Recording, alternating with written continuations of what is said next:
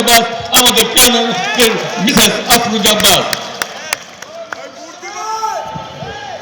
প্রিয় নেতৃবৃন্দ, আমি অনেকক্ষণ বক্তব্য রাখছি, আপনাদের ধৈর্য যদি হচ্ছে হয়তোবা আপনারা কিছু জাস্ট আমি শেষ করে দিচ্ছি। এখনই একটি কথা বলবো, আগামী দিনের বাংলাদেশটি আমরা শুধু জাতীয়তাবাদী দলের বাংলাদেশ করতে চাই না। আগামী দিনের বাংলাদেশটি আমরা 18 কোটি মানুষের বাংলাদেশ করতে চাই।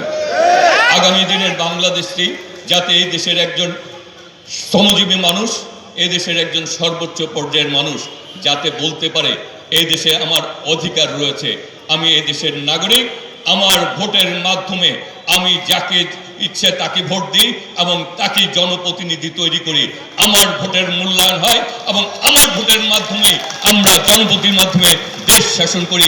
আমরা সেরকম একটি বাংলাদেশ গড়ে তুলতে চাই।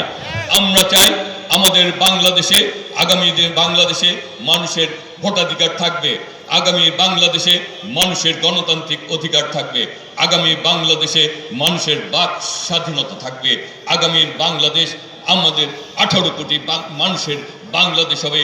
সেই বাংলাদেশকে গড়ে তোলার জন্য আমাদেরকে নির্দেশ দিয়েছেন, শিক্ষা দিয়েছেন বিএনপির ভারপ্রাপ্ত চেয়ারম্যান জনাব তারেক রহমান। তার নেতৃত্বেই আমরা আগামী দিনের বাংলাদেশ গড়ে তুলব ইনশাল্লাহ। প্রিয় নেতৃবৃন্দ, সর্বশেষ একটি কথা বলি, দীর্ঘদিন আন্দোলন সংগ্রাম করেছেন, মজলুম ছিলেন, দলীয় নেতাকর্মীদের উদ্দেশ্যে বলতে চাই, আমরা অনেক ত্যাগ স্বীকার করেছি, আমাদেরকে আরো ত্যাগ স্বীকার করতে হবে।